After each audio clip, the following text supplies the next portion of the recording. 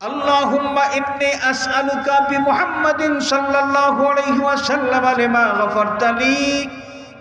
ওগো আল্লাহ, এত কান্নাকাটি করলাম, আমার কান্না তুমি কবুল করো নাই, আমার তওবা তুমি কবুল করো নাই। আজকে মুহাম্মদ সাল্লাল্লাহু আলাইহি ওয়াসাল্লাম এই নাম মোবারকের ওসিলা নিয়া তোমার কাছে আমি হাত বাড়াইলাম। আল্লাহ মুহাম্মদ নামের ওসিলায় আমার আজকের কান্না, আজকের ফরিয়াদ, আজকের তওবা তুমি কবুল করে দাও। আল্লাহ রাব্বুল আলামিন তার হাবিবের নাম মোবারক শুনলেন, নাম মোবারকের ওসিলা তিনি শুনলেন। আদমের দুয়ার মধ্যে প্রশ্ন করলেন, আদম কাইফা আরাফতা মুহাম্মাদান ওয়া লাম আখলুকহু। আদম রে, আমার বন্ধু মুহাম্মদ সাল্লাল্লাহু আলাইহি ওয়াসাল্লাম যে নাম তুমি উচ্চারণ করেছো ওসিলা হিসাবে, যেই নামের ওসিলা নিয়ে আমার কাছে আজকে দোয়া করেছো, এই মুহাম্মদকে তোমার বংশ থেকে আমি পৃথিবীতে পাঠাবো, মানব রূপে পাঠাবো, সেটা তো অনেক দেরি আছে। এই মুহাম্মদকে তুমি কেমনে চিনতে পারলে যে আজকে তার নামের ওসিলা নিয়ে আমার কাছে দোয়া করেছো? বিসমিল্লাহির রহমানির রহিম। وكذلك جعلناكم أمة وسطا لتكونوا شهداء على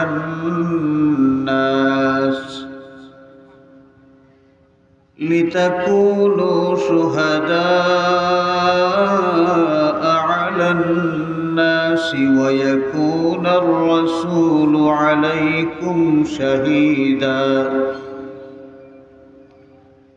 وفي مقام آخر قال الله عز وجل: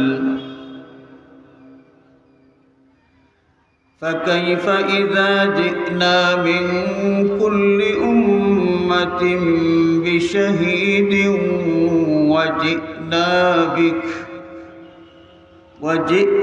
بك على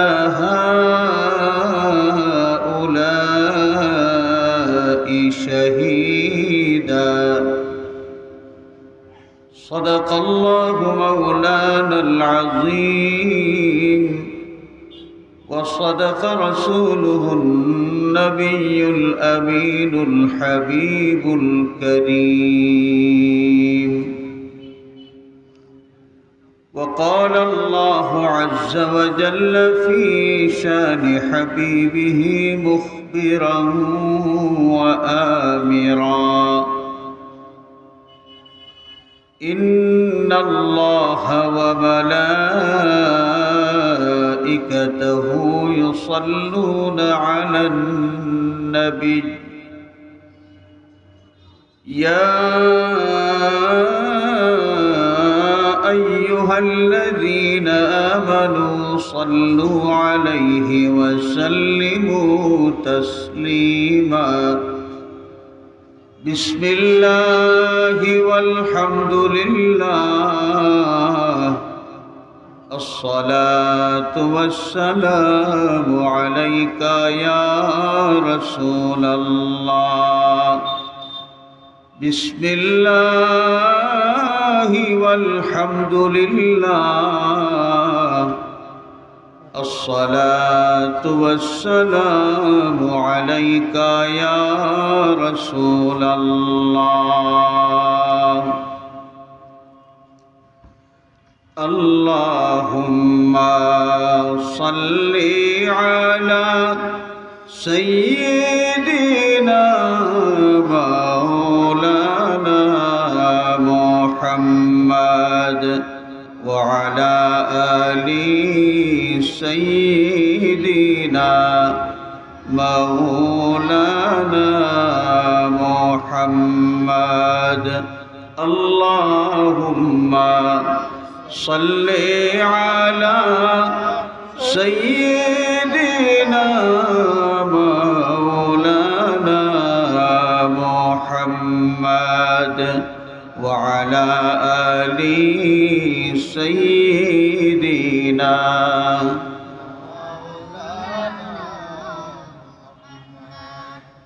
चमक उठा मुक़द्दर का सितारा आलमी यकदम रखा जब फर्श पर पाए नबी दुर्रे बनी आदम अल्लाहुम्मा सल्ली अला मौलाना मुहम्मद व अला आलि सय्यिदिना।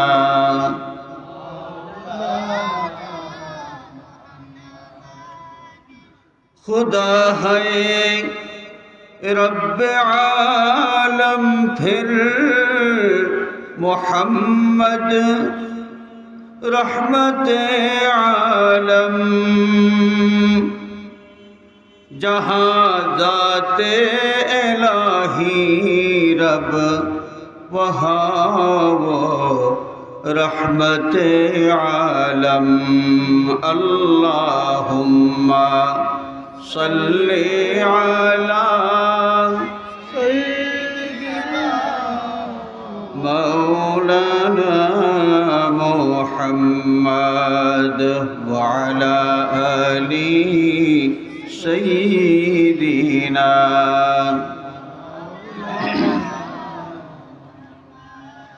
बलगल उला बिकमालिही कशफद्दुजा बिजमालिही हसरत जमीउ ख़िसालिही सल्लु अलैहि व आलिहि। या रहमतल लिल आलमीन अंत शफीउल मुज़निबीन। अक्रिम लना यौमल हज़ीन फ़ज़लन व जूदन वल करमी।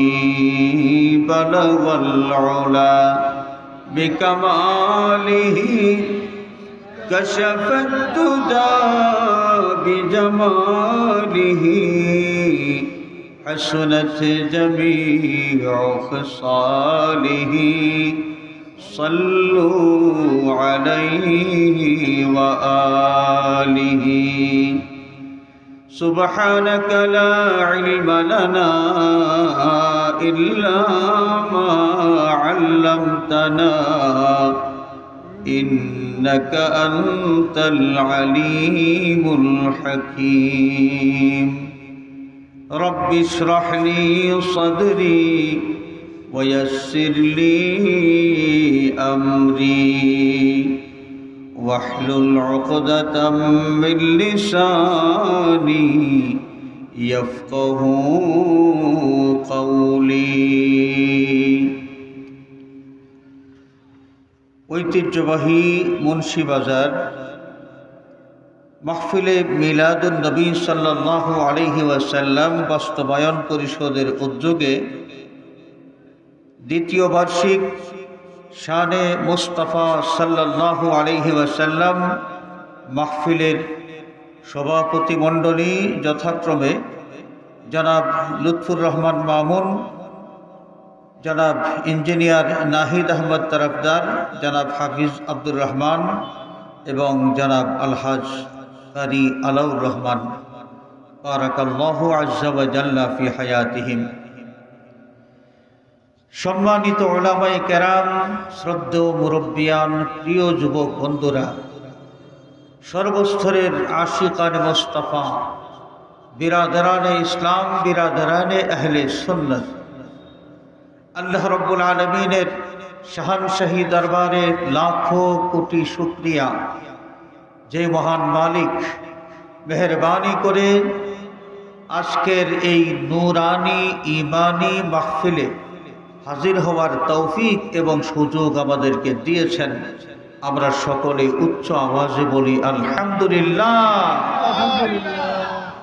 হাজরিন, আমাদের মতো অনেক মানুষ, আপনার বয়সী আমার বয়সী অনেক মানুষ বিছানায় গড়াগড়ি খাচ্ছে। এরা প্রবল ইচ্ছা থাকা সত্ত্বেও মুন্সিবাজারের এই মাহফিলে হাজির হওয়ার মতো স্বাস্থ্যগত ফিটনেস তাদের নাই, ফিজিক্যাল ফিটনেস তাদের নাই। আমাদেরকে আল্লাহ রাব্বুল আলামিন সুস্থতা দিয়েছেন। কে দিয়েছেন? আমাদেরকে সুস্থতা কে দিয়েছেন? সেই মহান মালিকের দরবারে আমরা এই ফরিয়াদ করি, এই কামনা করি, আমাদের আশা এবং বসা আল্লাহ পাক যেন কবুল করেন। সবাই বলি আমিন। আমি সর্বপ্রথম মাহফিলে মিলাদুন নবী সাল্লাল্লাহু আলাইহি ওয়াসাল্লাম বাস্তবায়ন পরিষদ মুন্সিবাজার এর সংশ্লিষ্ট সকল দায়িত্বশীল এবং তাদের সহযোগীদেরকে অন্তরের অন্তঃস্থল থেকে মোবারকবাদ জানাই, যারা আজকে এমন এক মহতী মাহফিলের আয়োজন করেছেন যার মাধ্যমে সুন্নতে এলাহি পালন করার সুযোগ হয়েছে। সুবহানাল্লাহ। সুন্নতে এলাহি আজকের এই মাহফিল শানে মুস্তাফা সাল্লাল্লাহু আলাইহি ওয়াসাল্লাম মাহফিল। আমাদের দয়াল নবীজি হাউজে কাউসারের মালিক, মাকামে মাহমুদের অধিকারী, রাহমাতুল লিল আলামিন, শফিউল মুজনিবিন, আহমদ মুস্তাফা মুহাম্মদ মুস্তাফা সাল্লাল্লাহু আলাইহি ওয়াসাল্লামের শান আর মানের আলোচনা হবে আজকের এই মাহফিলে। নবীজির শান আর মানের আলোচনা ইমানদার যত বেশি শুনতে পারবেন তার ইমান তত বেশি মজবুত হবে, ইমানের নূর তত বৃদ্ধি পাবে। চিৎকার করবে সুবহানাল্লাহ। শানে মুস্তাফা, নবীজির শান, নবীজির প্রশংসার আলোচনা, নবীজির মর্যাদার আলোচনা বর্তমান যুগের প্রেক্ষাপটে বিষয়টা অত্যন্ত জরুরি। অত্যন্ত জরুরি কেন? আমাদের ভাবতে অবাক লাগে, নবীর উম্মত দাবিদার কিছু মানুষ যারা আল্লাহর হাবিব সাল্লাল্লাহু আলাইহি ওয়াসাল্লাম সম্পর্কে এমন বক্তব্য রাখেন, এমন ভাষা নবীজির শানে ব্যবহার করেন, যেই ভাষা, যেই বক্তব্য আল্লাহর নবীর শানের খেলাফ। এই ধরনের বক্তব্য আমরা মাঝে মাঝে শুনি কি শুনি না? হাজিরিন, আমরা মাঝে মাঝে শুনি আমাদের নবী সম্পর্কে বলা হচ্ছে যে নবী দোষে গুণে রক্তে মাংসে আরো 10 জন সাধারণ মানুষের মতোই একজন মানুষ। চিৎকার করে বলেন নাউযুবিল্লাহ। আমরা মাঝে মাঝে শুনি আমাদের নবী পাক সাল্লাল্লাহু আলাইহি ওয়াসাল্লাম সম্পর্কে এই বক্তব্য দেওয়া হচ্ছে যে নবী অপরের কল্যাণ করা তো দূরের কথা, নিজের কল্যাণ অকল্যাণের ব্যাপারেও নবী চিন্তিত থাকবেন। এই কথা বলার মাধ্যমে এরা বুঝাইতে চায় যে কিয়ামতের দিন নবীজি কারো জন্য কিছুই করতে পারবেন না, নবী কারো জন্য শাফাআত করতে পারবেন না। এই ধরনের বক্তব্যের মাধ্যমে আল্লাহর নবী সাল্লাল্লাহু আলাইহি ওয়াসাল্লামের শানে যে বেয়াদবি হচ্ছে, বর্তমান যুগে এখন বেশি বেশি প্রয়োজন হয়ে গেছে মুমিন মুসলমানের ঈমান রক্ষার স্বার্থে শানে রিসালাতের আলোচনা বেশি বেশি করে হওয়া। আজকে শানে মুস্তাফা সাল্লাল্লাহু আলাইহি ওয়াসাল্লাম এই মাহফিল যারা আয়োজন করলেন, বর্তমান যুগের প্রেক্ষাপটে যদি আমরা বলি মানুষের ঈমান রক্ষার জন্যে তারা একটা উদ্যোগ গ্রহণ করেছেন, একটু প্রচেষ্টা চালিয়েছেন। আল্লাহ রাব্বুল আলামিন তাদের এই প্রচেষ্টা যেন কবুল করেন। সবাই বলি আমিন। শানে মুস্তাফার আলোচনা এটা সুন্নতে এলাহি। শানে মুস্তাফার আলোচনা এটা কি? সুন্নতে এলাহি। আল্লাহ রাব্বুল আলামিন তার হাবিব সাল্লাল্লাহু আলাইহি ওয়াসাল্লামের শান আর মানের প্রচার করা, এটা শুরু করেছেন কত আগের থেকে।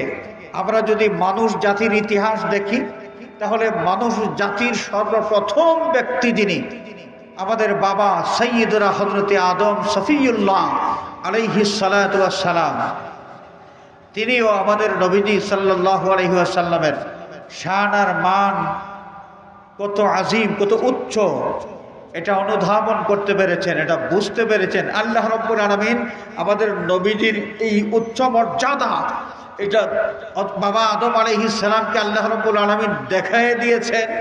এবং তিনি যখন বেহেশত থেকে পৃথিবীতে আগমন করলেন তখন তাকে বুঝাইয়াও দিয়েছেন। সুবহানাল্লাহ বলেন। বাবা আদম আলাইহিস সালাতু ওয়াস সালাম পৃথিবীতে আসার পর তিনি কান্নাকাটি করলেন, তিনি কাঁদলেন, চোখের পানি ছাড়লেন, আল্লাহর কাছে দোয়া করলেন, তওবা করলেন। আল্লামা আবুল ফিদা ইমাদউদ্দিন ইসমাইল ইবনে কাসির রহমতুল্লাহ আলাইহি তিনি আল বিদায়া ওয়ান নিহায়া যে অথেন্টিক ইতিহাস গ্রন্থ লিখেছেন, সেই ইতিহাসের মধ্যে একটা রিওয়ায়াত উল্লেখ করেছেন যে বাবা আদম আলাইহিস সালাতু ওয়াস সালাম বেহেশত থেকে পৃথিবীতে আসার পর তওবা করেছেন, চোখের পানি ছেড়েছেন, আল্লাহর কাছে কান্নাকাটি করেছেন 300 বছর। কত বছর? 300 বছর। অন্য কিতাবের মধ্যে, অন্য রিওয়ায়াতের মধ্যে 360 বছরের কথা আছে। বছরের পর বছর, শতাব্দীর পর শতাব্দী আমাদের বাবা আদম আলাইহিস সালাতু ওয়াস সালাম আল্লাহ রাব্বুল আলামিনের দরবারে চোখের পানি ছেড়ে কান্নাকাটি করেন। আল্লাহর পক্ষ থেকে কোনোদিন ঘোষণা আসে নাই যে আদম রে, তোমার দোয়া আমি কবুল করলাম, তোমার চোখের পানি আমি কবুল করলাম, এই ঘোষণা আসে নাই। 300 বছর হয়ে গেছে, অথবা 360 বছর কান্নাকাটি করতেছেন। হঠাৎ করে আমাদের বাবা আদম আলাইহিস সালাতু ওয়াস সালামের একটি কথা মনে পড়ল। কোন কথা মনে পড়ল? যখন আল্লাহ রাব্বুল আলামিন তাকে সৃষ্টি করেছেন, জীবন দান করেছেন, তিনি জীবন পাওয়ার পর উপরের দিকে দৃষ্টি দিলেন, তাকায় দেখলেন আরশের প্রত্যেকটা পায়ায় পায়ায় লেখা লা ইলাহা ইল্লাল্লাহু মুহাম্মাদুর রাসূলুল্লাহ সাল্লাল্লাহু আলাইহি ওয়াসাল্লাম। আমাদের বাবা আদম আলাইহিস সালাম আরশের পায়ায় পায়ায় লেখা দেখলেন লা ইলাহা ইল্লাল্লাহু মুহাম্মাদুর রাসূলুল্লাহ সাল্লাল্লাহু। আচ্ছা, আমাদের ইসলামের কলিমা কি? ইসলামের কলিমা কি? লা ইলাহা ইল্লাল্লাহু মুহাম্মাদুর রাসূলুল্লাহ সাল্লাল্লাহু আলাইহি ওয়াসাল্লাম। প্রত্যেক নবী পৃথিবীতে এসেছেন, নবীর নবুয়ত প্রকাশিত হয়েছে, নবুয়তের দায়িত্ব পালন করতে শুরু করেছেন, তখনই নবীর কলিমা শুরু হয়েছে, কলিমা চালু হয়েছে। লা ইলাহা ইল্লাল্লাহ আদামু সফিয়ুল্লাহ, লা ইলাহা ইল্লাল্লাহ নূহ নজিয়ুল্লাহ, লা ইলাহা ইল্লাল্লাহ ইব্রাহিম খলিলুল্লাহ, লা ইলাহা ইল্লাল্লাহ মূসা কালিমুল্লাহ, লা ইলাহা ইল্লাল্লাহ ঈসা রূহুল্লাহ। প্রত্যেক নবীর যেই কলিমা শুরু হয়েছে কখন? যে পৃথিবীতে আসার পর এই নবী যখন নবুয়তির দায়িত্ব পালন করতে শুরু করেছেন তখন থেকে তার কলিমা শুরু হয়েছে। কিন্তু আল্লাহ পাক তার হাবিব সাল্লাল্লাহু আলাইহি ওয়াসাল্লামকে কতটুকু সম্মানিত করেছেন। তার হাবিবের উম্মতের যেই কালিমা, এই কালিমা আরশের পায়ায় পায়ায় আল্লাহ পাক লিপিবদ্ধ করে রেখে দিয়েছেন। সুবহানাল্লাহ। বাবা আদম আলাইহিস সালাতু ওয়াস সালাম আরশের পায়ার দিকে তাকাইয়া যখন দেখলেন যে আল্লাহর নামের সাথে মিলাইয়া আল্লাহ পাক মুহাম্মদ একটি নাম তিনি নকশা করে লেখায় রেখেছেন। বাবা আদম আলাইহিস সালাতু ওয়াস সালাম চিনতে পারেন নাই এই মুহাম্মদ কে, তবে অবাক হয়ে গেছেন আল্লাহর নামের সাথে সুন্দর করে মিলাইয়া যে আল্লাহ সুবহানাহু ওয়া তাআলা এই মুহাম্মদ নামটা লিপিবদ্ধ করে রেখে দিয়েছেন। সুবহানাল্লাহ। হাজরিনে কেরাম, আরেকটা কথা প্রাসঙ্গিকভাবে বলতে হয়।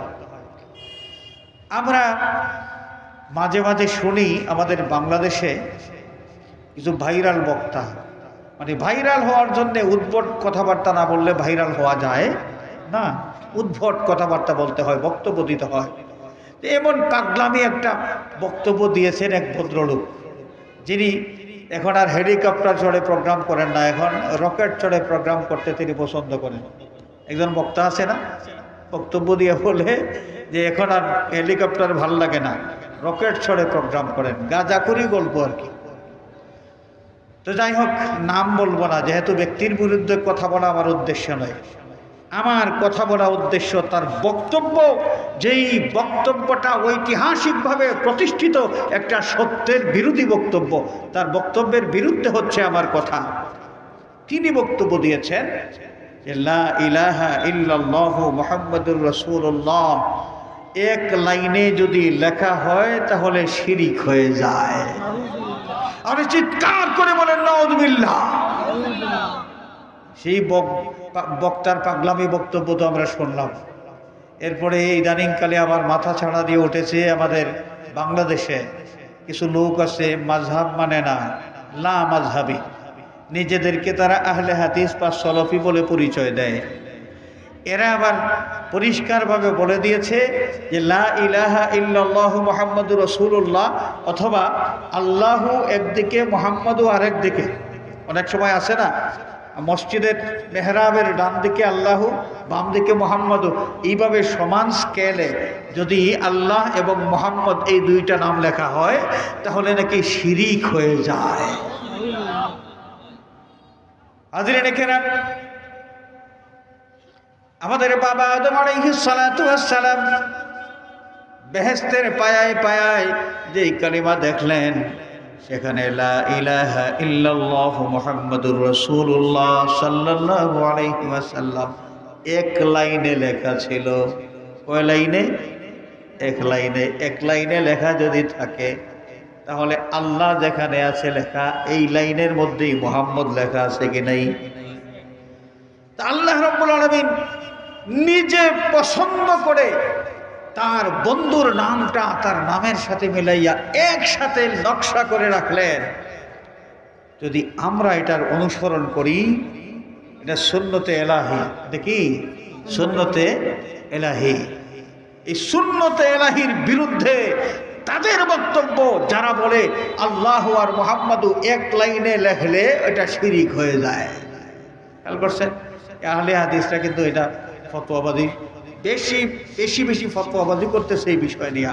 আর এই যে উদ্ভট ভাইরাল বক্তা যে রকেট চড়ে প্রোগ্রাম করে, এই ভাইরাল বক্তার গাঁজাখুরি একটা বক্তব্য এটা ছিল যে আল্লাহর নবী, যে নবীর যে নাম, নবীজির একটা আংটি ছিল, আংটি, নবীজির একটা কি ছিল? আংটি ছিল। যে আংটিটা আল্লাহর নবী সাল্লাল্লাহু আলাইহি ওয়াসাল্লাম রাষ্ট্রীয় কাজে ব্যবহার করতেন।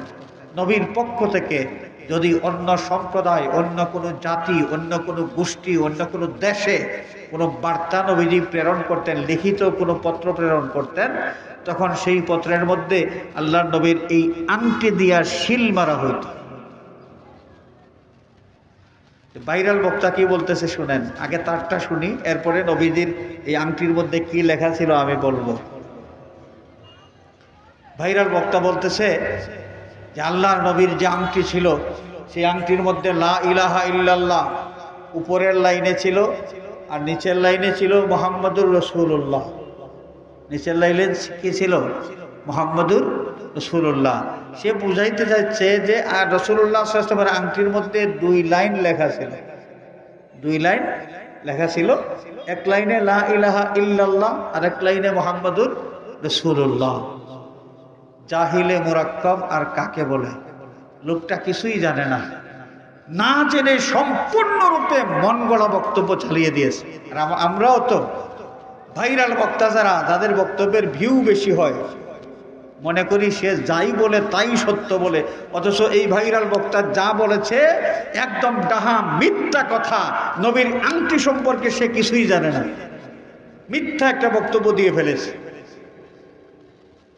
নবীজি সাল্লাল্লাহু আলাইহি ওয়াসাল্লামের এই আংটির মধ্যে কি লেখা ছিল শুনেন। হাদিস শরীফের কিতাবের মধ্যে আছে, ইতিহাসের কিতাবের মধ্যে আছে, আল্লাহর নবী সাল্লাল্লাহু আলাইহি ওয়াসাল্লামের আংটির মধ্যে 3টা শব্দ লেখা ছিল। কয়টা শব্দ? সে বলেছে 2টা লাইন, 2টা লাইনে 2টা বাক্য। এটা মিথ্যা। দলিল দ্বারা প্রমাণিত নবীজির আংটির মধ্যে শব্দ ছিল মাত্র 3টা। এখানে লা ইলাহা ইল্লাল্লাহ লেখা ছিল না, ছিল শুধু মুহাম্মাদুর রাসূলুল্লাহ, মুহাম্মাদুর রাসূলুল্লাহ সাল্লাল্লাহু আলাইহি ওয়াসাল্লাম। আংটি, একটা আংটি ছোট জিনিস না বড় জিনিস? ছোট জিনিস।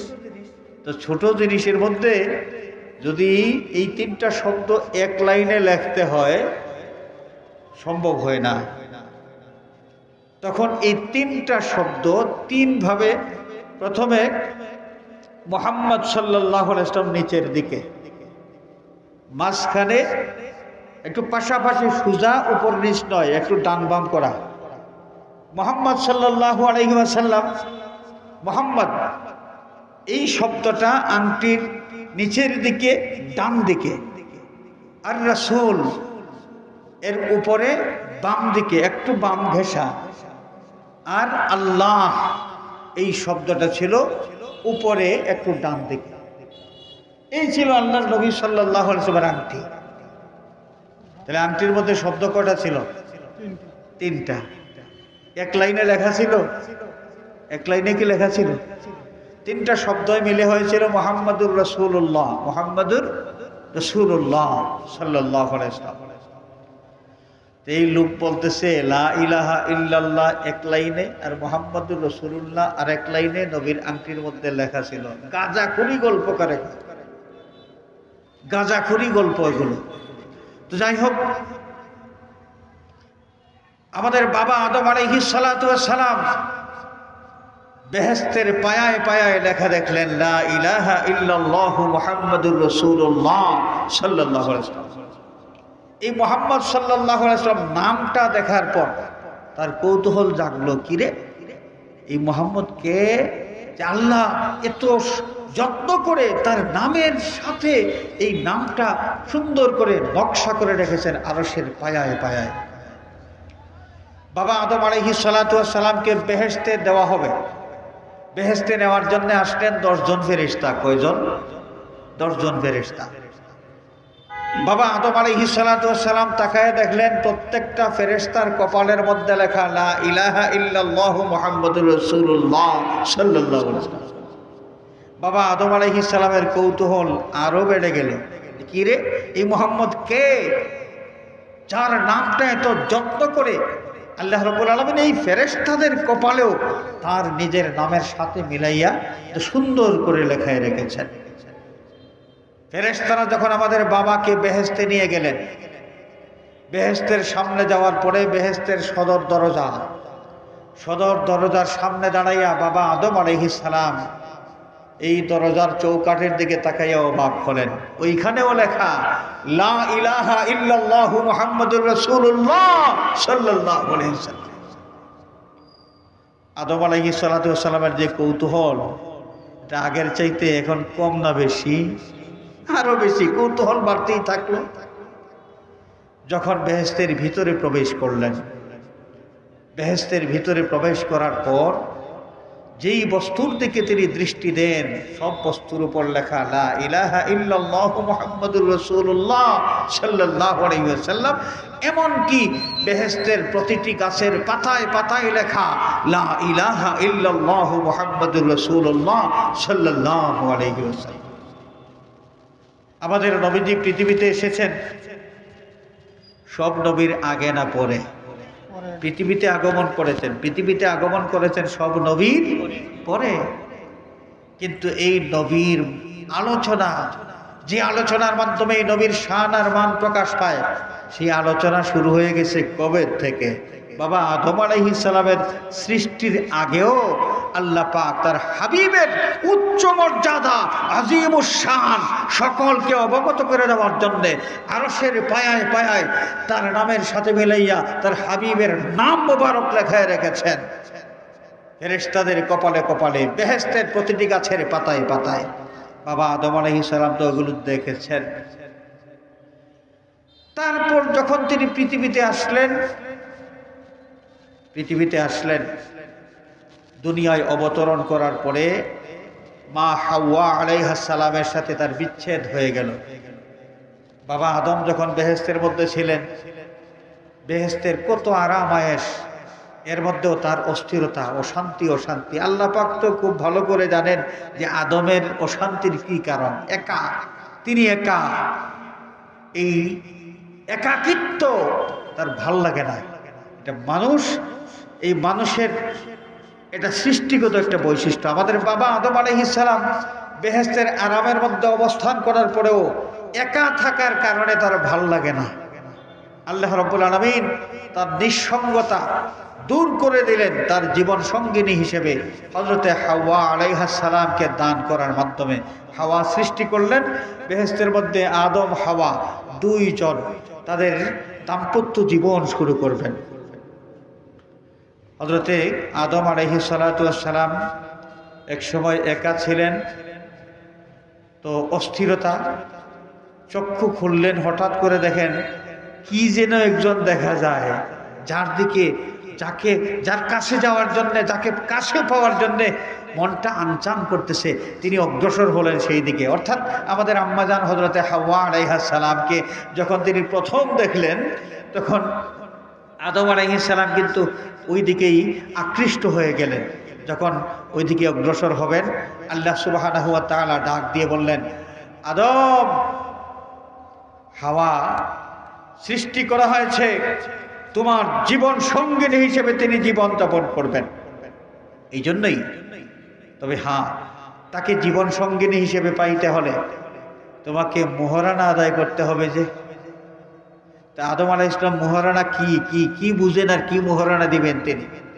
আল্লাহ সুবহানাহু ওয়া তাআলা পরিষ্কার করে বুঝাইয়ে দিলেন, ওরে আদম, আমার হাবিবের প্রতি যদি 20 বার তুমি দুরূদ শরীফ পাঠ করো, আবার হাবিবের প্রতি 20 বার দুরূদ শরীফ পাঠ করলেই মোহরানা আদায় হয়ে যাবে। বাবা আদম আলাইহিস সালাতু ওয়াস সালাম আমাদের দয়াল নবীজি সাল্লাল্লাহু আলাইহি ওয়াসাল্লামের প্রতি দুরূদ শরীফ পাঠ করলেন কয়বার? আরো জোরে বলেন, 20 বার। মোহরানা আদায় হয়ে গেল। এখন আদম আর হাওয়া স্বামী স্ত্রী হিসেবে বেহেশতের মধ্যে তাদের সুখের জীবন শুরু করলেন। এখন আর আদমের মধ্যে অশান্তি নেই, তার অশান্তি দূর হয়ে গেছে। যেই হাওয়া আলাইহিস সালামকে নিয়ে বেহেশতের মধ্যে স্বাচ্ছন্দ্যে আনন্দের জীবন যাপন করতেছিলেন, পৃথিবীতে অবতরণ করার পরে সেই হাওয়ার সাথে বিচ্ছেদ হয়ে গেল। কোথায় হাওয়া আর কোথায় আদম, কেউ কারো কোনো খবর জানেন না। বিচ্ছেদ ব্যথায় কাতর হয়ে বাবা আদম আলাইহিস সালাতু ওয়াস সালাম কান্নাকাটি শুরু করলেন। 300 বছর বা 360 বছর কান্নাকাটি করলেন। 360 বছর কান্নাকাটি করার পরে একদিন তার স্মরণ হলো, এত চোখের পানি ছাড়লাম আর এত কান্না করলাম, আল্লাহ রাব্বুল আলামিন তো আমাকে কোনোদিন একটি দিনও এই ঘোষণা দিলেন না। এখনো সেই ঘোষণা আমি পাইলাম না যে আদম, তোমার দোয়া আমি কবুল করে নিয়েছি। ঘোষণা আসতেছে না। হঠাৎ করে তার মনে পড়ল, ওই যে দেখেছিলাম আরশের পায়ায় পায়ায় আল্লাহর নামের সাথে যার নাম লেখা, দেখেছিলাম ফেরেশতাদের কপালে কপালে আল্লাহর নামের সাথে যার নাম লেখা, দেখেছিলাম বেহেশতের সদর দরজার চৌকাটে আল্লাহর নামের সাথে যার নাম লেখা, দেখেছিলাম বেহেশতের প্রত্যেকটা বস্তুর মধ্যে আল্লাহর নামের সাথে যার নাম লেখা। দেখেছিলাম বেহেশতের প্রতিটি গাছের পাতায় পাতায় যার নাম লেখা, সেই মুহাম্মদ সাল্লাল্লাহু আলাইহি ওয়াসাল্লাম।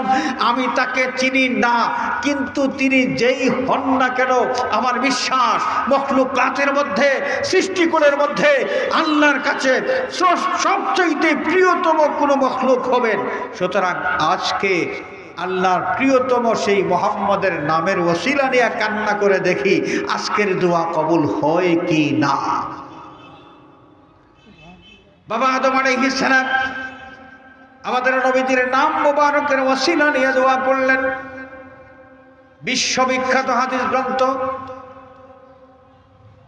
আল মুস্তাদরাক, মুস্তাদরাকে হাকিম, ইমাম হাকিম নিশাপুরী রহমাতুল্লাহ আলাইহি, তার কিতাবের মধ্যে যত হাদিস আছে শুনেন। এই মুস্তাদরাকে হাকিম কেউ আছে বলতে পারে যে বুখারীর হাদিস ছাড়া অন্য কোনো হাদিস কি মানা যায়?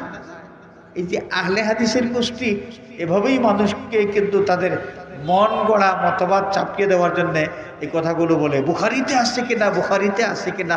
আরে বাবা, এই পৃথিবীতে হাজার হাজার হাদিস গ্রন্থের মধ্যে একখানা গ্রন্থ মাত্র সহিহুল বুখারী, এছাড়া বাকি হাজার হাজার হাদিস গ্রন্থ সব কিছু কি ভুয়া?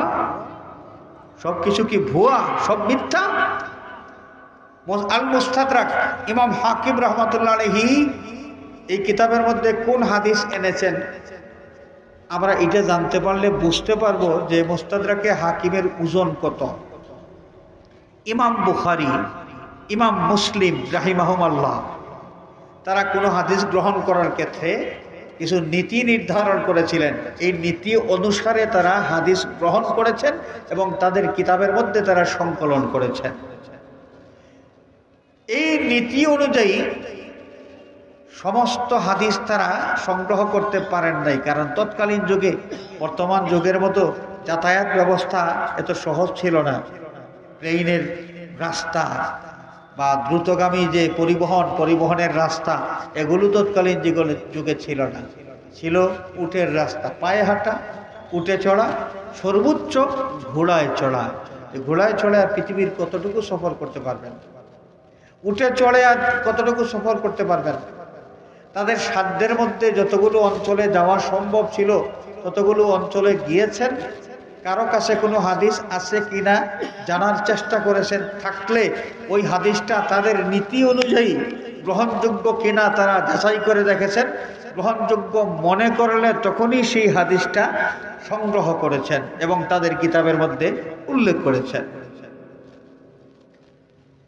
কিন্তু তাদের যাওয়ার বাহিরে অনেক অঞ্চল ছিল যেখানে তারা যাইতে পারেন নাই, অথচ ওই জায়গাগুলোতে হাদিস ছিল, হাদিস ছিল। ইমাম হাকিম নিশাপুরী রহমাতুল্লাহ আলাইহি তিনি ওই অনেকগুলো হাদিস, যে হাদিসগুলো বুখারী শরীফের মধ্যে নাই, মুসলিম শরীফের মধ্যে নাই, ওই হাদিসগুলো তালাশ করতে শুরু করলেন। তালাশ করে একত্রিত করলেন এবং ইমাম বুখারী আর মুসলিমের শর্ত মোতাবেক নীতি অনুযায়ী এই হাদিসগুলো গ্রহণযোগ্য কি না, অর্থাৎ ইমাম বুখারী আর মুসলিম যদি এই হাদিস পাইতেন তাহলে তারা এই হাদিস তাদের কিতাবে উল্লেখ করতেন কি না। যদি দেখতেন যে তাদের নীতি অনুযায়ী এই হাদিস বুখারী পাইলে তার কিতাবের মধ্যে উল্লেখ করতেন, কিন্তু তিনি পান নাই, ওই এলাকায় সফর করার সুযোগ পান নাই। ইমাম মুসলিম রহমাতুল্লাহ আলাইহি ওই এলাকায় সফর করতে পারেন নাই, সুতরাং এই হাদিস ইমাম মুসলিমের কিতাবের মধ্যেও নাই। এই ধরনের হাদিস নীতি অনুযায়ী ইমাম বুখারী আর মুসলিমের কাছে গ্রহণযোগ্য, কিন্তু বুখারী আর মুসলিম এই হাদিসগুলো না পাওয়ার কারণে তাদের কিতাবে উল্লেখ করতে পারেন নাই। এমন মানসম্পন্ন হাদিসগুলো একত্রিত করে ইমাম নিশাপুরী রহমাতুল্লাহ আলাইহি এই গ্রন্থ রচনা করেছেন, যার নাম হলো আল মুস্তাদরাক। আল মুস্তাদরাক, এই মুস্তাদরাকে হাকিমের মধ্যে এই হাদিস সাইয়্যিদুনা হযরত ওমর বিন খাত্তাব রাদিয়াল্লাহু তাআলা আনহু থেকে বর্ণিত।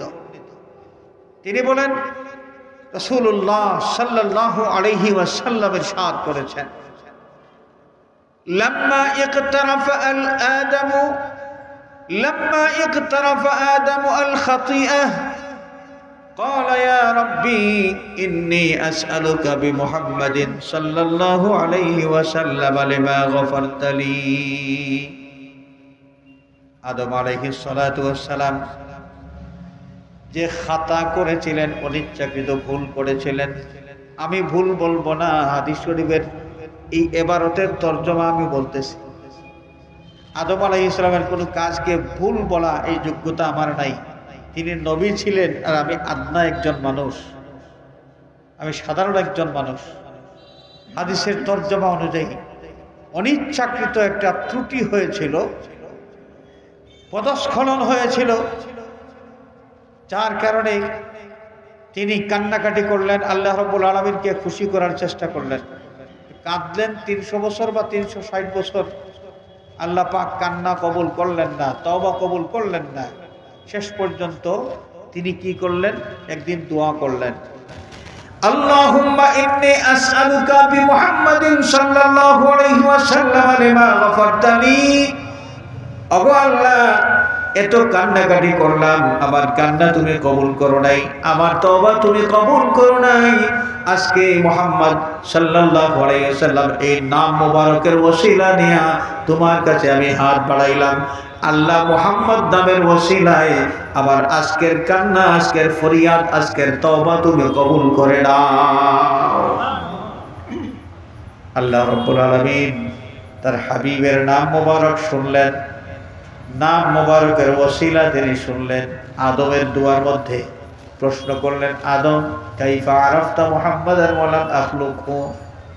আদম রে, আমার বন্ধু মুহাম্মদ সাল্লাল্লাহু আলাইহি ওয়াসাল্লাম যে নাম তুমি উচ্চারণ করেছো ওসিলা হিসাবে, যে নামের ওসিলা নিয়ে আমার কাছে আজকে দোয়া করেছো, এই মুহাম্মদকে তোমার বংশ থেকে আমি পৃথিবীতে পাঠাবো, মানব রূপে পাঠাবো, সেটা তো অনেক দেরি আছে। এই মুহাম্মদকে তুমি কেমনে চিনতে পারলে যে আজকে তার নামের ওসিলা নিয়ে আমার কাছে দোয়া করেছো? বাবা আদম আলাইহিস সালাতু ওয়াস সালাম বললেন, লিআন্নাকা লাম্মা খালাকতানি বিয়াদিকা ওয়া নাফাখতা ফিয়া মির রূহিকা ফারাফা'তু রা'সি ফারাআইতু আলা কাওয়াইমিল আরশি মাকতুবান লা ইলাহা ইল্লাল্লাহু মুহাম্মাদুর রাসূলুল্লাহ সাল্লাল্লাহু আলাইহি ওয়াসাল্লাম। আল্লাহ যখন তোমার কুদরতি হাত দিয়ে আমাকে সৃষ্টি করেছো, আমার মধ্যে তোমার পক্ষ থেকে তুমি জীবন দান করেছো, আমার মাথা উপরের দিকে উঠাইলাম, ওটাই আরশের পায়ায় পায়ায় লেখা দেখলাম লা ইলাহা ইল্লাল্লাহু মুহাম্মাদুর রাসূলুল্লাহ। তখন আমি আরশের পায়ার মধ্যেই নাম দেখেছি, পরিচয় আমি করতে পারি নাই, আমি চিনতে পারি নাই, তবে আমি বিশ্বাস করেছিলাম, আমি যদিও চিনতে পারছি না, কিন্তু এই মুহাম্মদ যেই হবেন তোমার সৃষ্টিকুলের মধ্যে সবচাইতে প্রিয়তম কেউ হবেন। এই কারণে যত্ন করে তোমার নামের সাথে মিলাইয়া তার নামটা তুমি সুন্দর করে লেখায় রেখেছো। فعلمت أنك لم تضف إلى اسمك إلا حب الخلق إليك। তোমার প্রিয়তম কেউ না হলে, মখলুকাতের মধ্যে সবচেয়ে প্রিয়তম কেউ না হলে এমন যত্ন করে তোমার নামের পাশে ওই নাম তুমি বসাইতে না। আল্লাহ, এই বিশ্বাস নিয়ে তোমার প্রিয়তম মুহাম্মদের নামের ওসিলা আমি আজকে নিয়েছি। আল্লাহ রাব্বুল আলামিন বলেন, সাদাক্তা ইয়া আদম, আদম রে তুমি সত্য বলেছ। ইন্নাহু লা হাব্বুল খালকি ইলাইয়া, সৃষ্টি কোলের মধ্যে এই মুহাম্মদ আমার কাছে সবচেয়ে প্রিয়তম। লাউলাহু লামা খালাকতুকা, তুমি শুনে রাখো, যে মুহাম্মদ নামের ওসিলা নিয়েছো, এই মুহাম্মদকে যদি সৃষ্টি না করতাম তাহলে তুমি আদমকেও আমি সৃষ্টি করতাম না। আমরা কি বুঝলাম? আমাদের নবীজি সাল্লাল্লাহু আলাইহি ওয়াসাল্লাম কত উচ্চ মর্যাদা সম্পন্ন মানুষ জাতির ইতিহাস যার মাধ্যমে শুরু হয়েছে। সেই প্রথম মানুষ সাইয়্যিদুনা হযরত আদম আলাইহিস সালাতু ওয়াস সালাম থেকে শানে রিসালাতের আলোচনা মানুষ জাতির মধ্যে শুরু করে দিয়েছেন যিনি, তিনি হচ্ছেন কে? আরো জোরে বলেন কে? শানে রিসালাতের আলোচনা মানব মণ্ডলীর মধ্যে চালু করেছেন, শুরু করেছেন আল্লাহ। এই কারণে শানে রিসালাতের মাহফিল যতটা হয় সবগুলো হলো সুন্নতে এলাহির মাহফিল। কিসের মাহফিল? সুন্নতে এলাহির মাহফিল। আজকে এমন একটা মুবারক মাহফিলে আমরা বসতে পেরেছি। হাজিরিনে কেরাম, আমাদের নবীজি সাল্লাল্লাহু আলাইহি ওয়াসাল্লামের শান আর মান প্রকাশ করার জন্য আল্লাহ সুবহানাহু ওয়া তাআলা কত ব্যবস্থা গ্রহণ করেছেন শুনেন। মেরাজ রজনীতে যখন নবী পাক সাল্লাল্লাহু আলাইহি ওয়াসাল্লামকে নিয়া জিবরিল আমিন আলাইহিস সালাম এবং তার সাথী হযরতে মিকাইল আলাইহিস সালাম আরো এক দল ফেরেশতা রওনা করেছেন। বুরাকের মধ্যে আমাদের নবীজি তার সাথে হযরতে জিবরিল আমিন মক্কা শরীফ থেকে রাতের সফর, জমিনের সফর যাকে ইসরা বলা হয়, এই ইসরা মসজিদে হারাম থেকে বাইতুল মুকাদ্দাস পর্যন্ত, বাইতুল মুকাদ্দাস থেকে মেরাজ শুরু হলো, ঊর্ধ্বলোকে গমন। এই পৃথিবীর থেকে উপরের দিকে যাওয়ার পথে প্রথম আসমানের দুয়ারটা বন্ধ ছিল, তারপর দুয়ার খোলা হলো, তারপর দ্বিতীয় আসমান, তারপর তৃতীয় আসমান, চতুর্থ, পঞ্চম, ষষ্ঠ, সপ্তম আসমান। কয়টা আসমান? টোটাল কয়টা? সাবআ সামাওয়াত। আল্লাহ পাক সৃষ্টি করেছেন 7 আসমান। দুনিয়ার আসমানের দুয়ার বন্ধ, এমনি করে 7টা আসমানের দুয়ারই কি বন্ধ। আপনারা বলুন, জিবরিল আমিন আমাদের নবীজিকে মেরাজে নিয়ে যাওয়ার জন্য এসেছেন তার নিজের ইচ্ছায় না আল্লাহর হুকুমে? জিবরিলকে কে পাঠিয়েছেন? আল্লাহ। তো আল্লাহ রাব্বুল আলামিন মেহমান নেওয়ার জন্যে বাহন পাঠাইলেন বুরাক, এবং তার প্রতিনিধি পাঠাইলেন সম্মানের সাথে যেন তার হাবিবকে নেওয়া হয়। জিবরিল আমিন, মিকাইল আলাইহিস সালাম, ফেরেশতার দল, এরা রওনা করেছেন। আল্লাহ রাব্বুল আলামিন সব জানেন কি জানেন না? দেখেন কি দেখেন না? তো মেহমান আসতেছেন, আপনার বাড়িতে মেহমান আসবেন, রওনা করেছেন মৌলভীবাজার থেকে, মুন্সিবাজারে আপনার বাড়ি, আপনার বাড়িতে মেহমান আসবেন। আপনার বাড়িতে এই সামনের যে সীমানা দেয়াল আছে ওইখানে গেট একটা, তারপর ঘরের মধ্যে গেট আর একটা। গেট সব কয়টা কি তালা দিয়ে রাখবেন না গেট খুলে রাখবেন? আপনি জেনেছেন যে মৌলভীবাজার থেকে মেহমান রওনা করেছেন, আপনার প্রতিনিধিও তার সাথে আছেন, আপনি কি গেট তালা মেরে রাখবেন না খোলা রাখবেন? আল্লাহ রাব্বুল আলামিন, যেই আল্লাহ সামিউন বাসীরুন আলিমুন খাবীরুন, আল্লাহ পাক সব কিছু খুব ভালো করে দেখেন, সব শোনেন, সব কিছু জানেন, সব কিছুর খবর রাখেন। সেই আল্লাহ তার হাবিবকে নেওয়ার জন্যে জিবরিল আমিন পাঠাইলেন, ফেরেশতার দল পাঠাইলেন, তারা রওনা করেছেন। আবার আল্লাহ এটা দেখেন কি দেখেন নাই? তো দেখতেছেন মেহমান আসতেছেন, গেট খোলা রাখবেন না? গেট বন্ধ। গেট কি বন্ধ? জিবরিল আমিন তিনি গেলেন দরজায়, কারাআল বাব, হাদিস শরীফের মধ্যে এসেছে, জিবরিল আমিন ওই আসমানের দুয়ারের মধ্যে খটখট খটখট শব্দ করলেন। ভিতর থেকে প্রশ্ন আসলো, মান বিল বাব, দুয়ারে কে খটখটাও? জিবরিল আমিন পরিচয় দিলেন, আমি জিবরিল। আপনি একা না কেউ আছেন? না, আমি একা নই, আমি এসেছি আরশে মুআল্লার মেহমানকে নিয়ে। তিনি কি আসার কথা? বলে হ্যাঁ, আল্লাহ রাব্বুল আলামিন দাওয়াত করেছেন তার আরশে মুআল্লায় ওই তার বন্ধু আখিরি জামানার নবী মুহাম্মদ সাল্লাল্লাহু আলাইহি ওয়াসাল্লামকে নিয়ে যাওয়ার জন্য তিনি আছেন। দরজা খুলে দেওয়া হলো। দ্বিতীয় আসমান, ওইখানেও একই অবস্থা, ওইখানেও একই অবস্থা, দুয়ার বন্ধ। জিবরিল আমিন দরজায় খটখট খটখট শব্দ করলেন। ভিতর থেকে দারওয়ান প্রশ্ন করলেন, মান বিল বাব, মান কারাআল বাব, দরজা কে খটখটাও? জিবরিল পরিচয় দিয়েছেন। প্রথম আসমানে যেভাবে প্রশ্ন করা হয়েছিল, দ্বিতীয়, তৃতীয়, চতুর্থ, পঞ্চম, ষষ্ঠ, সপ্তম প্রত্যেকটা আসমানের দুয়ারের কাছে যাওয়ার পরে একইভাবে প্রশ্ন করা হয়েছে এবং একইভাবে উত্তর দেওয়া হয়েছে। জিবরিল আমিন যে উত্তর দিলেন সেই উত্তর থেকে আসমানের বাসিন্দা যারা, এই আসমানের বাসিন্দারা এটা জানতে পারলেন যে আখেরি জামানার নবী যিনি, তিনি আল্লাহর দাওয়াতি মেহমান হয়ে আরশে মুআল্লার দিকে রওনা করেছেন। এই পৃথিবীতে কত নবী কত রাসূল আগমন করেছেন, কোন নবী রাসূলের ভাগ্যে এমন সম্মানের সফর নসিব হয় নাই। আখেরি জামানার নবীকে আল্লাহ রাব্বুল আলামিন যেভাবে সম্মানের সফর করাইছেন, সুবহানাল্লাহ। হাজিরিন কিরাম, এই আসমানের দুয়ারগুলো কেন বন্ধ ছিল, এর উত্তর খোঁজার জন্য উলামায়ে কেরাম, মুহাদ্দিসিনে কেরাম গবেষণা করেছেন।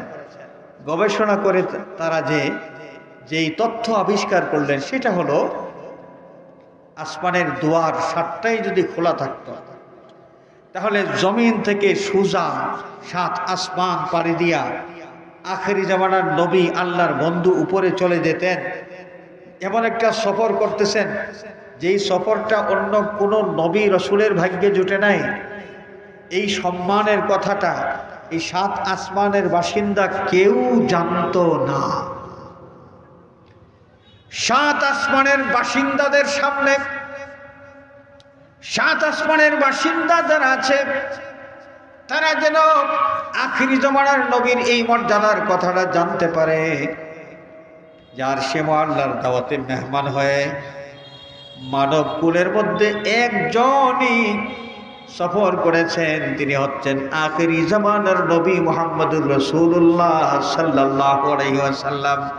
আল্লাহ পাক তার হাবিবের শান আর মান প্রচার করার জন্য, প্রকাশ করার জন্য মেরাজ রজনীতে 7 আসমানের দরজা বন্ধ রেখেছিলেন। প্রশ্ন এবং উত্তরের পরে দরজা খুলে দেওয়া হয়েছে। আমরা কি বুঝলাম? নবীর শান আলোচনা আল্লাহর পছন্দের একটা কাজ। আল্লাহ পাক পছন্দ করেন, মহব্বত করেন তার হাবিবের শানের আলোচনা করতে। অথচ কমবক নবক হারাম কিছু মানুষ আছে, দুনিয়ার সব সহ্য করতে পারে, নিজের দলের আমিরের নামের আগে 10টা লকব লাগাইল, 10টা লকব লাগাইল, তার কিচ্ছু যায় আসে না। এমনও আছে আমিরের নামের লকব লাগাইতে লাগাইতে এমনভাবে লকব লাগিয়েছে যে নাম তার কোনটা খুঁজে পাওয়া যাচ্ছে না, ওইখানে কিছুই যায় আসে না। কিন্তু আল্লাহর নবী সাল্লাল্লাহু আলাইহি ওয়াসাল্লামের শানে, নবীর শান প্রকাশক কোন শব্দ ব্যবহার করলে কমবখতের গোষ্ঠী ওইখানেই শিরিকের গন্ধ তালাশ করতে থাকে। এই যে দেখেন না, আমাদের দেশের লামাঝবিরা আছে, লামাঝবি আছে না, আগে বলেছিলাম, চিনবেন কিভাবে? দেখবেন পুরুষ মানুষ যখন মহিলাদের মতো বুকে হাত দিয়ে নামাজ পড়ে, বুঝবেন এরাই তারা। এরাই কি? তারা। শেখ সাদি রহমাতুল্লাহ আলাইহিকে তারা মুশরিক ফতোয়া দিছে, নাউযুবিল্লাহ বলেন। শেখ সাদি রহমাতুল্লাহ আলাইহিকে মুশরিক কেন ফতোয়া দিল? আমরা বালাগাল উলা বিকামালিহি এই কসিদা পাঠ করি তো, আপনাদের মুন্সিবাজারের মানুষ বালাগাল উলা বিকামালিহি কাশাফাদ দুজা বিজামালিহি হাসুরাত জামিউ খিসালিহি সাল্লু আলাইহি ওয়া আলিহি প্রায় সকলের মুখস্থ আছে কি নাই? আছে তো। আপনাদের বাচ্চাদের মুখস্থ আছে কি নাই? যদি আমি প্রশ্ন করি যে এই কসিদার অর্থ কি, এই প্রশ্ন করলে আমরা সবাই কিন্তু জবাব দিতে পারবো না। আমরা অনেকেই আছি কি বালাগাল উলা বিকামালিহি এর কি তর্জমা, কি মফহুম, এটা আমরা কেউ কিছু বুঝি না। কিন্তু না বুঝলেও আমরা আমাদের সকলের মুখস্থ আছে এবং বেশি বেশি করে আমরা এটা পাঠ করি। এতটুকু জানি এই বালাগাল উলা বিকামালিহি এই কসিদার মধ্যে আল্লাহর বন্ধু মুহাম্মদ সাল্লাল্লাহু আলাইহি ওয়াসাল্লামের শান আর মানের আলোচনা আছে। সুবহানাল্লাহ। অর্থ কি আমরা জানি না, কিন্তু আমাদের মুখস্থ আছে। শুধু বাংলাদেশে নয়, তাম পৃথিবীতে, তাম মুসলিম বিশ্বের মধ্যে যেখানেই মুমিন মুসলমান আছে, প্রত্যেকটা মুমিন মুসলমান যেই ভাষার মানুষ হোক, পারসি ভাষার মানুষ হোক, আফ্রিকান ভাষার মানুষ হোক, মারাঠি ভাষার মানুষ হোক, পশতু ভাষার মানুষ হোক, তামিল ভাষার মানুষ হোক, মুমিন মুসলমান যদি হয়, বালাগাল উলা বিকামালিহি, আরবি এই কসিদা, এই পংক্তিটুকু প্রত্যেকের মুখস্থ আছে। কেউ অর্থ না জানলেও এতটুকু বুঝে যে এর মাধ্যমে আল্লাহর নবীর প্রশংসা করা হচ্ছে। আছে কি নাই? লামাযহাবের গোষ্ঠী এবারে ফতোয়া দিয়েছে, শোনেন, যে শেখ সাদি মুশরিক হয়ে গেছেন। কেন মুশরিক হইলেন?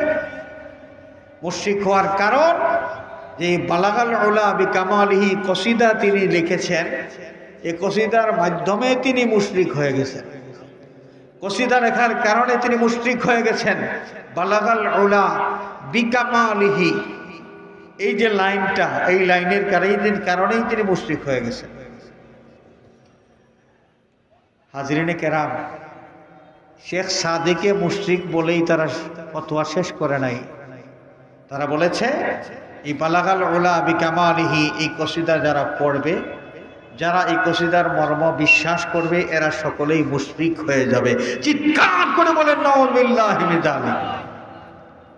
আল্লাহ রাব্বুল আলামিন, আল্লাহ পাক তার হাবিবের শান আর মান প্রকাশ করা, নবীর শানের প্রচার করা, এটা খুব পছন্দ করেন, আল্লাহর পছন্দের কাজ।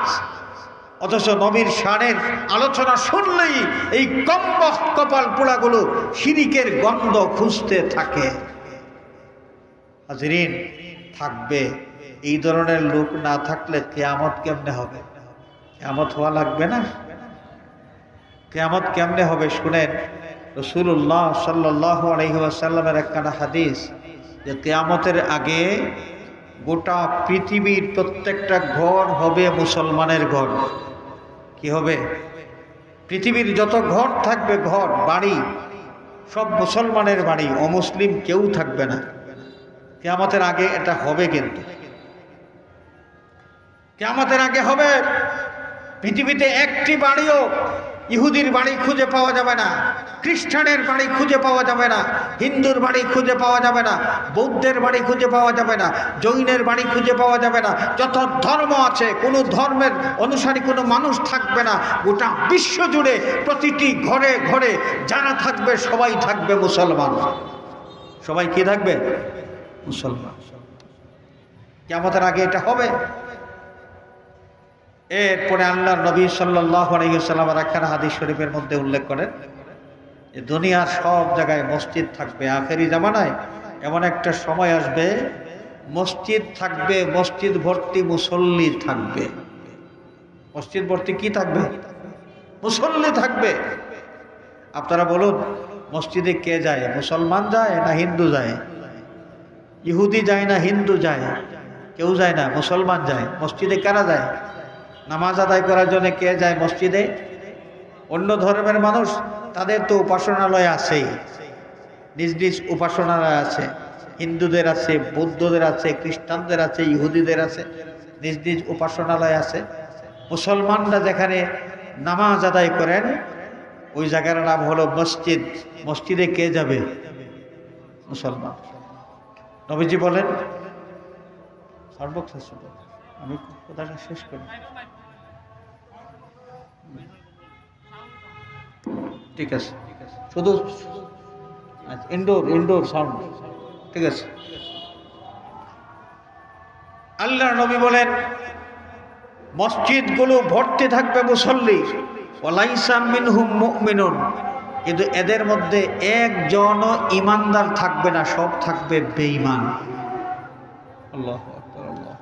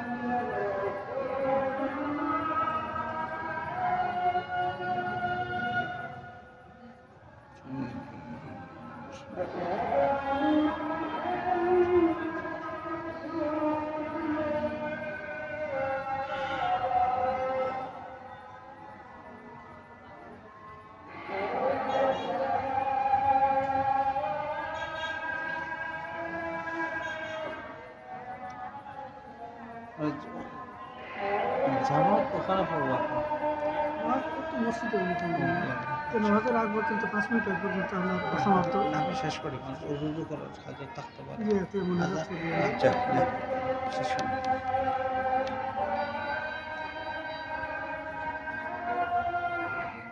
হুম।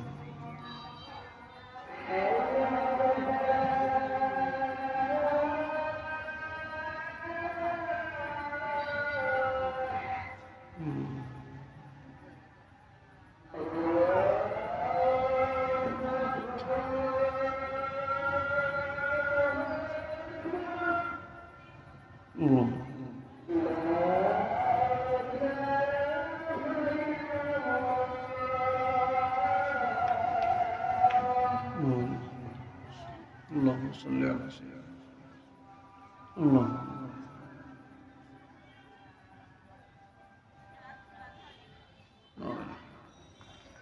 তো হাজরিনে কেরাম, আমার কথা আমি এখানেই শেষ করব।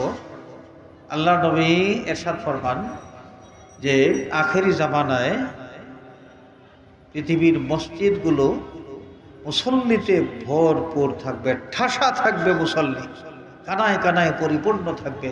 ওয়ালাইসা মিনহুম মুমিনুন, এদের মধ্যে একজনও ইমানদার থাকবে না।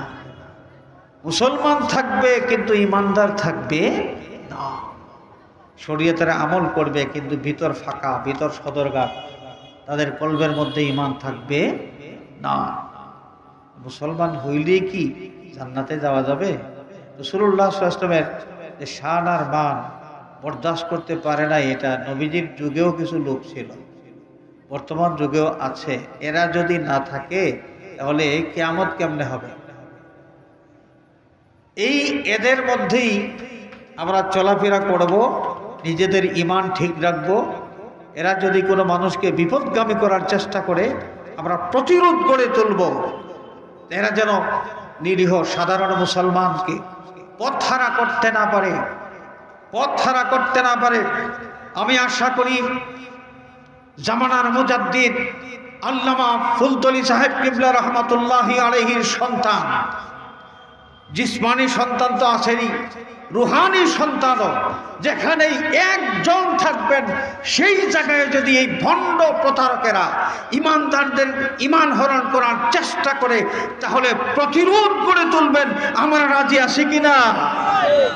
শানের সালাতের জন্য আমরা যে কোনো ধরনের ত্যাগ স্বীকার করব। আমাদের মুর্শিদ কিবলা এই শিক্ষাটা আমাদের জন্য রেখে গিয়েছেন। নিজের গায়ের তাজা রক্ত দিয়ে তিনি প্রমাণ করে গিয়েছেন, যার উপর নিষ্ঠুর নির্যাতন করা হলো আল্লামা ফুলতলি সাহেব কিবলা রহমাতুল্লাহ আলাইহির উপর। কি কারণে? কারণ তো কিছুই ছিল না রে ভাই। কারোর সাথে জায়গা জমিন নিয়ে কোনো দ্বন্দ্ব ছিল না, মামলা মোকদ্দমা কিছুই ছিল না। কারণ একটাই ছিল, তিনি শানে রিসালাতের আলোচনা করতেন, তিনি মিলাদ কিয়ামের কথা বলতেন। কোরআনে কারীমের একটা হরফ পরিবর্তন করার একটা চক্রান্ত চলছিল, যে কোরআন শরীফের হরফ রক্ষা করার জন্য তিনি আন্দোলন সংগ্রাম করেছেন। আজমতে সাহাবা প্রতিষ্ঠা করার, মানুষকে বোঝানোর জন্য সংগ্রাম করেছেন।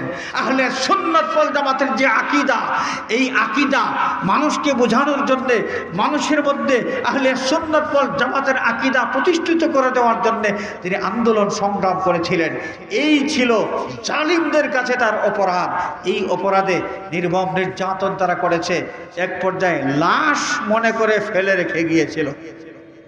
হযরত নূহ আলাইহিস সালাতু ওয়াস সালাম ৯৫০ বছর তিনি সাধনা করেছেন। তার কওমের মানুষ মারতে মারতে লাশ মনে করে ফেলে রাখত, আবার আল্লাহ রাব্বুল আলামিন তাকে সুস্থ করে দিতেন, আবার তিনি কাজ শুরু করতেন। এটা নতুন নয়, সত্য পথের কাজ করতে গেলে এইভাবে নির্যাতনের শিকার হয়েছেন আম্বিয়ায়ে কেরাম। আমাদের নবী আল্লাহর বন্ধু, তিনিও রক্ত দিয়েছেন। এবং আমাদের মুর্শিদ কিবলা তিনিও এই জমিনে রক্ত দিয়া আমাদেরকে শিক্ষাটা দিয়ে গেছেন। যে তোমরা তোমাদের ঈমান রক্ষার জন্য হুব্বে রাসূলের এই ঝান্ডা, আহলে সুন্নাত ওয়াল জামাতের আকীদার ঝান্ডা উড্ডীন করে রাখার জন্য প্রয়োজনে তোমাদের রক্ত দিতে তোমরা প্রস্তুত থাকবে। আমরা প্রস্তুত থাকবো তো ইনশাআল্লাহ। শানে মুস্তাফা সাল্লাল্লাহু আলাইহি ওয়াসাল্লাম উপলক্ষে শানে মুস্তাফা সাল্লাল্লাহু মাহফিল, যে মাহফিলের আয়োজক মাহফিলে মিলাদুন নবী বাস্তবায়ন পরিষদ মুন্সিবাজার, আল্লাহ পাক আমাদের ভাইদের এই কোশিশ যেন কবুল করে উত্তম জাযা দান করেন। এই মুন্সিবাজারের ঐতিহ্যবাহী মুন্সিবাজারের ব্যবসায়ী বৃন্দ, ব্যবসায়ী ভাইয়েরা, তারা এই মাহফিলে সহযোগিতা করেছেন। অনেক নবী প্রেমিক এই মাহফিলে সহযোগিতা করেছেন। এদের প্রত্যেকের এই কোশিশ কবুল করে আল্লাহ পাক তার হাবিবের ওসিলায় প্রত্যেকের দুনিয়া আখিরাত যেন উজালা করে দেন। সবাই বলি আমিন। ওয়া আখিরু দাওয়ানা আনিল হামদুলিল্লাহি রাব্বিল আলামিন। সাল্লাল্লাহু আলা সাইয়্যিদিনা মাওলানা মুহাম্মদ ওয়া আলা আলিহি ওয়া সাহবিহি। আল্লাহুম্মা আমিন। আলহামদুলিল্লাহি রাব্বিল আলামিন।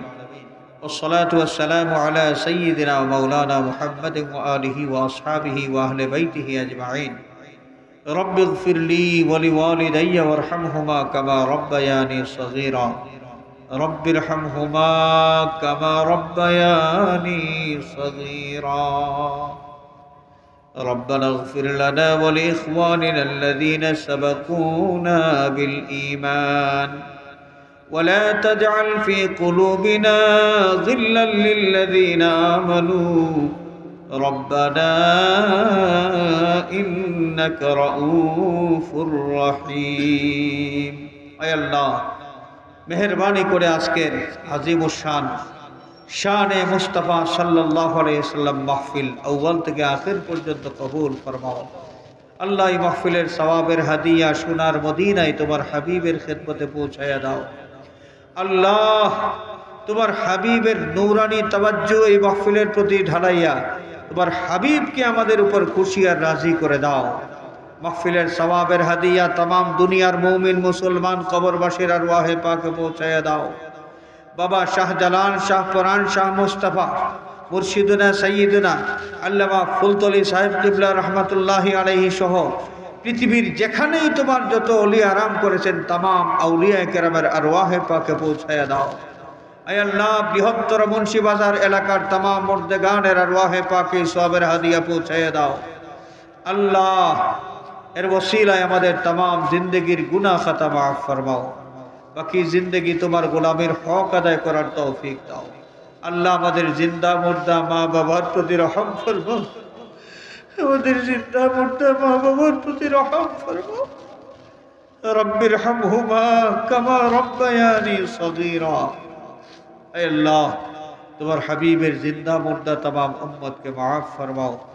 এই এলাকার तमाम মুর্দেগানের কবরগুলোকে বেহেশতের বাগান বানিয়ে দাও। तमाम কবরস্থানের উপর রহমতের ঝড়ি জারি করে দাও। আল্লাহ, আমাদের মধ্যে অসুস্থ যারা, তোমার কুদরতি দওয়াখানা থেকে শিফায়ে কামিলা আজিলা ইনায়াত ফরমাও। আল্লাহ, তোমার কুদরতি দওয়াখানা থেকে শিফায়ে কামিলা اللهم أنت الشافي لا شفاء إلا شفاؤك شفاء لا يغادر سقما. اللهم يا شافي الأمراض اشف مرضانا. আল্লাহ, ব্যবসায়ী ভাইদের ব্যবসার মধ্যে খয়রার বরকত এনায়েত ফরমাও। আসমানি জমিনি আফাত মুসাইব থেকে तमाम ফিতনা থেকে আমাদের এই মুন্সি বাজারকে তুমি সব সময় হেফাজতে রাখো। আল্লাহ, আয় আল্লাহ, আমাদের জান মাল ইজ্জত तमाम তোমার হাওয়ালা করলাম। পীর মুর্শিদ উস্তাদ যারা হায়াতে আছেন হায়াতের মধ্যে আরো বরকত দাও। মুর্শিদে বরহক হযরত বড় সাহেব কিবলা দামাত বারাকাতুহুমুল আলিয়া তার সুস্থতা সহ দীর্ঘ হায়াত কামনা করছে। মাওলা, আমাদের মাথার উপরের ছায়া হিসেবে তোমার ওলিকে আরো বহুত দিন আমাদের মাথার উপরে বাকি রাখো। আল্লাহ, যারা কবরবাসী হয়ে গেছেন গরিবকে রহমত ফরমাও, দরজাত বুলন্দ ফরমাও। বিল খুসুস মুর্শিদুনা সাইয়্যিদুনা আল্লামা ফুলতলি সাহেব কিবলা রহমতুল্লাহি আলাইহির দরজাত বুলন্দ ফরমাও। তোমার ওলি সারা জীবন আমাদের জন্য যত দোয়া করে গেছেন আমাদের হকে तमाम दुआ के তুমি কবুল ফরমাও। सल्लल्लाहु अला सय्यिदिना मौलाना मुहम्मद व आलिहि व अस्हाबिहि अजमाइन वल्हम्दुलिल्लाहि रब्बिल आलमीन आमीन। अस्सलामु अलैकुम।